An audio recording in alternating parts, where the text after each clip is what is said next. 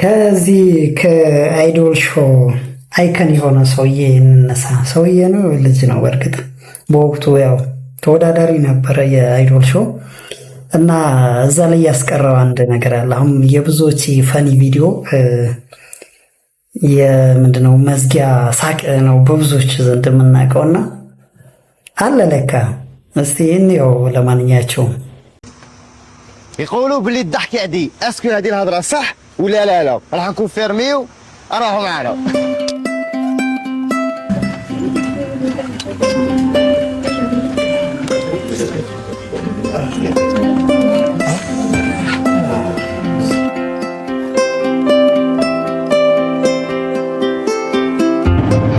قالوا وي بكش منها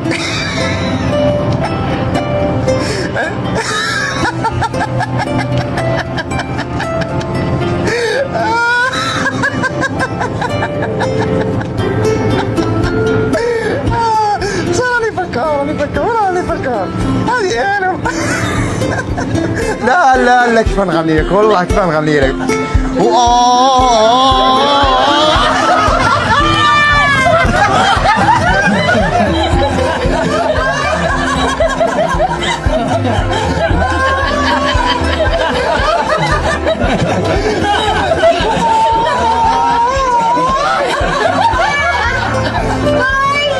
እንግዲህ ያው ከዚህ ፈገግ ከሚያስብል ነገር እንጀምር ለማለት ነው። እንግዲህ ልጁ መኖሩ ነው እኔ በጣም የገረመኝ። ያው ትልቁ ነገርም እሱ ነው። እስቲ ደግሞ በሀገራችንስ እንደዚህ ስቆ ለማደር እንኳን አይደለም ተመጣጣኝ ገቢ ኖሮት በቃ ብቻ ደስተኛ ለመሆን የሚያስፈልገው ወጪ ምን ያህል ነው? እንጋችሁ ኢትዮጵያ ውስጥ ደስተኛ ለመሆን ምን ያህል ገንዘብ በአመት ማግኘት አለብን ብላችሁ ታስባላችሁ? ሐሳባችሁን ኮሜንት ላይ አሳውቁኝ። በቅርቡ የተደረገ አንድ ጥናት እንደሚያሳየው ከሆነም ኢትዮጵያ በጣም ትንሽ ገንዘብ ደስተኛ ለመሆን ከሚያስፈልጋቸው ሀገራት መካከል ግንባር ቀደም ሆናለች። ከአፍሪካም አንደኛ፣ ከዓለምም አንደኛ ሆናለች። ኢትዮጵያውያን የሚያስፈልጋቸው በአንድ አመት ውስጥ ማለት ነው ወደ $10,000 ካገኙ የደስታ ጥግ ላይ ይደርሳሉ ይላል ይህ ጥናት። በጥናቱ ላይ እንደተገለጸው ከሆነ ኢትዮጵያ እንደምትመለከቱት $10,000 ወይም ደግሞ ወደ ብር ሲመነዘር በአመት ውስጥ ወደ 1.8 ወይም ደግሞ 1.7 ሚሊዮን ብር ገቢ ካገኙ እጅግ በጣም ደስተኛ ይሆናሉ። የደስታቸውም ልክ ጣራው እዛ ጋር መሆኑን ነው ይህ ጥናት ያሳየው። ታዲያ ይሄም ከሁሉም ትንሸኛው ሲሆን ከ123 ሀገራት በጣም ዝቅተኛው ያደርገዋል። ናይጄሪያ ደግሞ ከኢትዮጵያ ትንሽ ከፍ ብላ $12,000 በአመት ናይጄሪያውያን ካገኙ በጣም ደስተኛ ይሆናሉ። ሩዋንዳውያን ደግሞ 13,000 እንደዚሁም ደግሞ ሞሪታኒያ 14,000 ያለ ደረጃው ከፍ ይላል።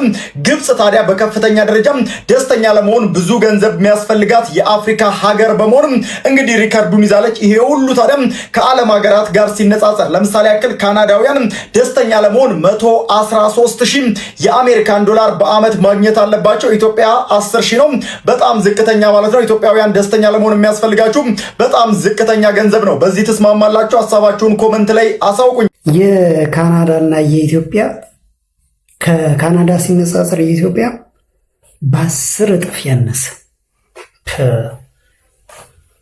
በጣም የሚገርም። ለማንኛቸውም አፈሳ ህጋዊ ነው እንዴ? አፈሳ ለጦርነት አፈሳ ህጋዊ ነው? ስለ አዳማው አፈሳና ስለ መቀሌው ግፍ እስቲ እናውራ። ባይ ዘ ዌይ ጋይዝ ይሄ አፈሳ ዓለም ውስጥ ከምታስቡ በላይ በጣም ኮመን የሆነ ነገር ነው። ለምሳሌ አንድ እስራኤላዊ 18 ዓመቱ ሲሆን ያው ገቢ ይሆናል ወደ ሰራዊቱ አይደል? አሜሪካ ወደ ኢራን እግረኛ ማስገባት ብትፈልግ ቀጥታ ነው አፈሳ የሚጀምሩት። ልዩነቱ እኛ ሀገር ውስጥ የሚደረገው አፈሳ ያው ሀገሪቱን የሚጠቅም ሳይሆን የሀገሪቱን ሀብትና ልጆቿን አውድመህ ማለት ስታበቃ በኋላ ለመጨባበጥ ለመፈራረም የሚደረግ የእርስ በርስ እርኩሰት በመሆኑ ብቻ ነው። ባይ ዘ ዌይ ጦርነት በምንም ተአምር የማልደግፍ ሶስተኛው ሰልፍ ነኝ። ጦርነት አልደግፍም የምትሉ ከሆነ ኮመንት ሴክሽን ላይ ሶስተኛው ሰልፍ ብላችሁ ኮመንት አድርጋችሁ ከዛ ደግሞ ፎሎ አድርጉ። እሺ ኤኒዌይስ ይሄ አፈሳ ህጋዊ ነው ወይ ብለን ከጠየቅን እንደገና ኦፍ ኮርስ የኢትዮጵያ ወንጀለኛ መቅጫ አንቀጽ 285 አልታፈስም ካልክ እስራት ሊደርስብህ እንደሚችል ይደነግጋል። ያው እነዚህ ፖለቲከኞች ሲያፍሱ ህጋዊ ናቸው ማለት ነው ባጭሩ። ኤኒዌይስ አንተ ግን ላለመታፈስ ምን ማድረግ ትችላለህ? ዘላ አልጋ ስር ተደበቅ። ሁለተኛ የግል አይድል ሾው ብሮ ጓደኛ አታብዛሺ። ከስራህ ወደ ቤትህ ከዛ ዲቪዲ ቪሲዲ ከፍተህ እኛም ፎሎ አድርገህ እየተከታተልክ ማለት ነው። ይሄ ጦርነት እስኪያልፍ ድረስ አንገትህን ደፋ አድርገህ እለፈው። እሺ ይመቻ። ምን ይመቸናል እንግዲህ ዞሮ እንግዲህ ያምራል። እኔ እንዴት ነው ህጋዊ የሚሆነው? እንዴት ነው ህጋዊ የሚሆነው እንዲህ አይነት ነገር ግን?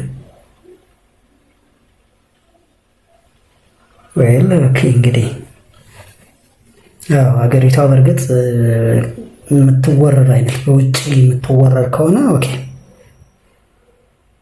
ሊሆን ይችላል። ለማንኛቸውም እስቲ ደግሞ ለቤተ ክርስቲያን ከሚቆረቆሩ ወጣቶች በየጊዜው እየታፈሱ ወደ እስር ቤት ለሚጋዙ በተለይም ደግሞ ከውስጥ ባሉ አባቶች ጭምር ወደ እስር ቤት የሚያስወርውሯቸው ወጣቶች ቤተ ክርስቲያንን በንቃት የሚከታተሉ ስለ ቤተ ክርስቲያን የሚቆጩ አስተምሮቷ እንዳይበላሽ ሁል ጊዜ ጠዋት ማታ የሚናገሩ ድምፅ የሚሆኑ ነገር ግን በአባቶች ወይንም ደግሞ በቤተ ክርስቲያኗ መዋቅር ውስጥ ባሉ ሰዎች ወደ እስር ቤት የሚወረወሩትን ወጣቶች ወንድማችን ዳዊት እንደዚህ ይለናል። ስለ ወንድማችን ራማ ስነደባትር ወይም ደግሞ መምህር ኤርሚያስ ሲሳይ ገላው አዲስ ዜና አለ ወይም አዲስ መረጃ አለ። በደምብ ሼር ኮፒንግ ሪፖስት እያረጋችሁ ድምጽ እንሆነው ለወንድማችን በጣም ስለምናስፈልገው። በመጀመሪያ ደረጃ ያለበት ቦታ ታውቋል። ያለውም በማዕከላዊ በድሮ ወይም ደግሞ በአሁኑ 3ኛ ፖሊስ ጣቢያ የሚባል በዛ ታስሮ ነው የሚገኘው። የመጀመሪያ የታሰረበት የመጀመሪያው ምክንያት ምንድነው? ስለ ሰዋሰው ብርሃን ኮሌጅ ብፁዕ አቡነ ዲዮስቆሮስ ናቸው ያሳሰሩት የመጀመሪያው። ከዛ በኋላ ፍርድ ቤቱ ምንም ስላላመነበትና ጥፋተኛ ስላልሆነ ዋስትና መብት ተጠብቆለት 15000 ብር ከፍሎ 3 ጊዜ እንዲፈታ ተፈቅዶለታል። ዋስትና ብር ከከፈለ በኋላ ግን እንዳይወጣ ተደርጓል። ምክንያቱም ብፁዕ አቡነ በርገር ሩፋኤል ሄደው ነበር ወደ ማዕከላዊና እንዳይፈታ በጣም ተጽዕኖ እያደረጉበት በአሁን ሰዓት ይገኛል። ሁላችንም ባለማህተብ ክርስቲያኖች እውነት ባለማህተብ ነን የምንለው ሁላችንን ከወንድማችን ጎን ልንቆም የሚገባበት ጉዳይ ነው። በአዲስ መረጃ ተመልሼ እመጣለሁኝ። በደም ሼር ኮፒ ሊንክ ሪፖስት እያደረጋችሁ ለሁሉም አድርሱ እና ወንድማችንንም በአካል እየሄዳችሁ 3ኛ ፖሊስ ጣቢያ አጽናኑት፣ ትጠይቁ። ወጣቶች አባቶችን አለመጠበቅ ይሻለናል። በእኔ እምነት ወጣቶች ባይጠብቁ አባቶችን እግዚአብሔር በገለጸላቸው ዕውቀት መጠን እግዚአብሔርን ይዘው መታገል ያለባቸውን ይመስለኝ። እኔ ከአባቶች ምን ነገር አምደን። ለማንኛቸውም መጋቤ ሐዲስ እሸቱ አለማየሁ እንደዚህ ይሉናል። ማንኛውንም ስራ ስትሰሩ 3 ጥያቄዎች መመለስ አለባችሁ። ብትነግዱም፣ ብታርሱም፣ ፖለቲከኛ ብትሆኑም፣ በረንዳ ዳሪም ብትሆኑ፣ ባጃጅም ብትነዱ፣ ቦይንግ 3 ጥያቄ መመለስ አለባችሁ። አንደኛ የምሰራው ስራ እግዚአብሔርን ያሳዝናል ወይ? ሁለተኛ የምሰራው ስራ ሰውን ይጎዳል ወይ? ሶስተኛ የምሰራው ስራ ኪሴን ሞልቶ ነፍሴን ያጎላታል ወይ ብላችሁ መጠየቅ አለባችሁ። በትክክል እነዚህን 3 ነገሮች ያሟላ መሆን አለብን የምንሰራው ስራ። ጸሎታችንም ያው በእርግጥ ወጣቶች እንደዚህ ስንታገል በእግዚአብሔር ኃይል ለመሆን ከፈለግን መጸለይ ያለብን ይመስለኛል። ያው እንግዲህ ኢን ፕሪንሲፕል ነው የማወራው። ሁላችንም በእርግጥ ብዙ ሶሻል ሚዲያ ላይ ጥቂቶች አሉ ከልብ ሆኖ የሚያወሩ፣ እኔ እነሱ ያስቀኑኛል እውነትን ለመናገር። ሌላው ግን ለኢንፎርሜሽን ነው እና ያው መረጃውን ለመሸጥ ያህል ብቻ ማለት ነው። ጸሎታችንስ ምን መሆን አለበት? ወይም ደግሞ ጸሎታችን ለምንድን ነው እሱ የማይሰማው? ምክንያት አለ ይለናል ወንድማችን። ስሙት። ጸሎታችን እንዳይሰማ ከሚያደርጉ ነገሮች ሁለቱን ልንገራችሁ። ኮፒ ሊንክ እያደረጋችሁ ለሌላ ሰው አድርሱ።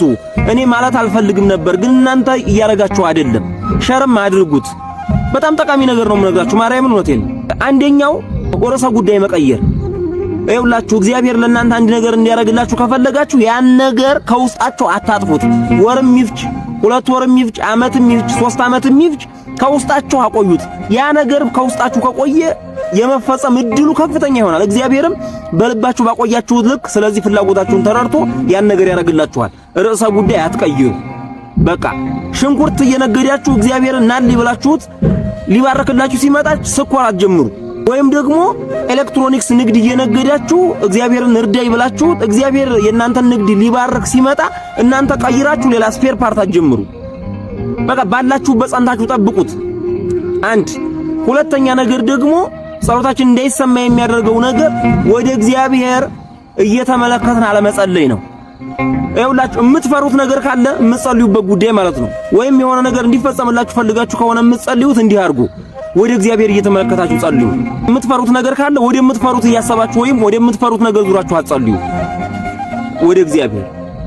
አሁን ሰዎች በሰይጣን ጉዳይ የሚያታልሉ እንዴት አድርገው መሰላችሁ? በእህትሽ ይመጣል፣ በወንድምሽ የሚታመን ሰው የለም፣ በጎረቤት በአባት በእናት በእንትን እያሉ ያታልሏችኋል። ወደ እግዚአብሔር ዙራችሁ ጸልዩ።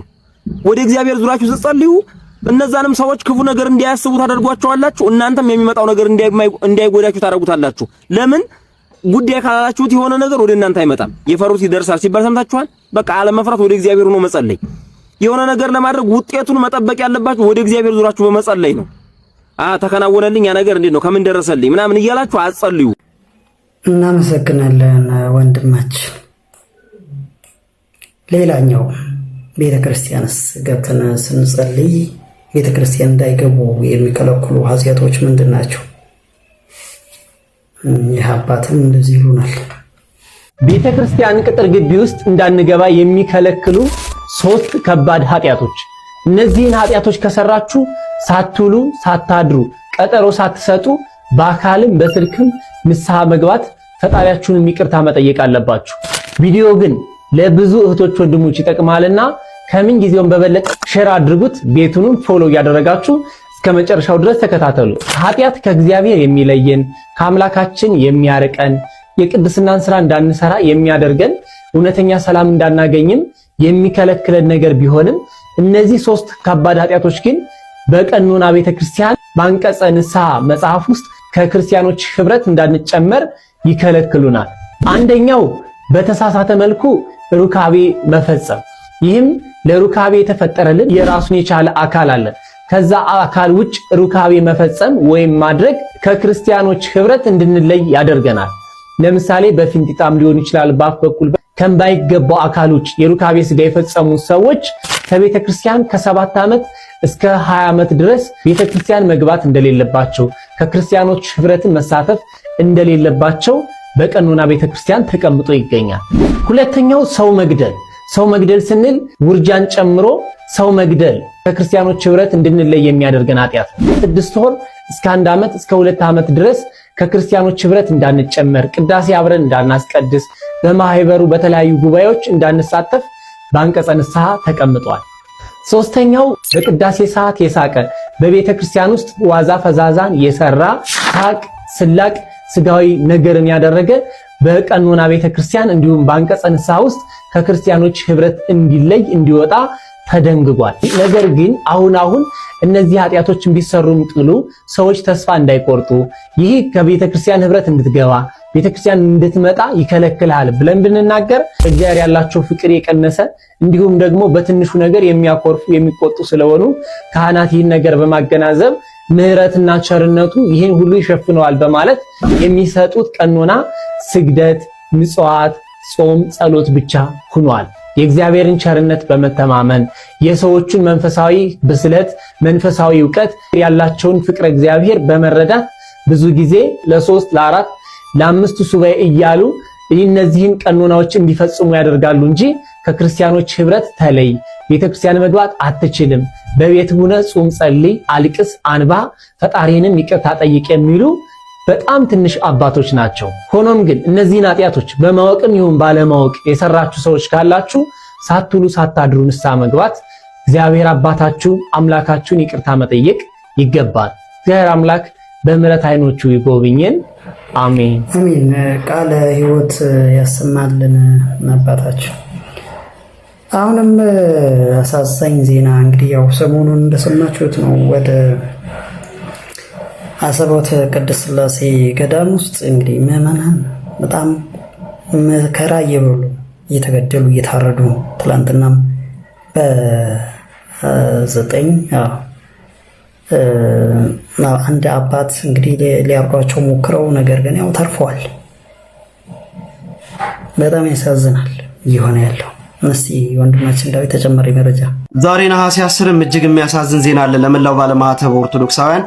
ከደብረ አሰቦት ገዳም የድረሱልን ጥሪ እንደቀጠለ ነው፣ ድምጻቸው ማለት ነው።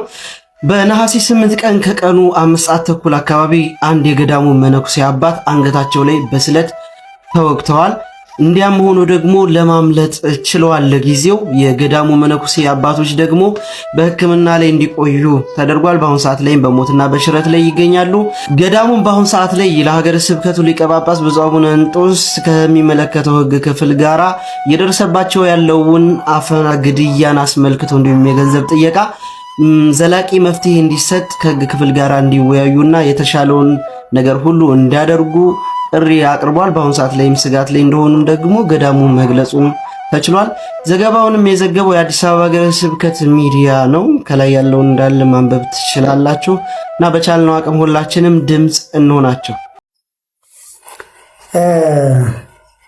እንግዲህ ምንድነው እሱ እየሆነ ያለው በአርሲ በዙ በሐረር ምዕመናን አባቶች፣ ካህናት፣ ዲያቆናት እየታረዱ አባቶች እስካሁን ምንም ነገር አላሉ። የሀገረ ስብከት መሪዎቹ ያሳዝናል በጣም። እግዚአብሔር ግን ይጠይቃቸዋል እውነት። እስቲ ወደ አፍሪካን ስለሚያጠቁ ፈረንጆች እንሂድ። Africa, historically, sub-Saharan Africa has been fundamental to the global prosperity of the advanced countries. Okay? And Africa had a role to play. It has a role as a raw material producer. We will not allow sub-Saharan Africa to escape that. Okay, we do everything to keep sub-Saharan Africa where it is, also impoverished. It's absolutely vital for the prosperity of everyone else. So let's get clear about that. Okay, and this means all the economic structures, all the global institutions, and the economics we teach everyone is all designed to keep Africa exactly where it is. And whether it is Europe or US or now China, it's always the same. We need Africa to be impoverished because we need those raw materials and we need them dirt cheap. Okay, so እውነቱ ነው። አፍሪካ ዝም ብላ ትፋጃለች። በተለይ የአፍሪካ የነጻነት ምልክት የሆነችው ኢትዮጵያ የምትባለው ሀገር ደግሞ እርስ በራስ እንደዚህ ስትፋጭ በጣም ያሳዝናል። በጣም ያሳዝናል። እምቢ ለባርነት ብላ ራሷ ወደ ባርነት ውስጥ የምትገባበት ጦርነት ሁልጊዜ የእርስ በርስ ጦርነት ሲሆን ደግሞ በጣም ያስጠላል።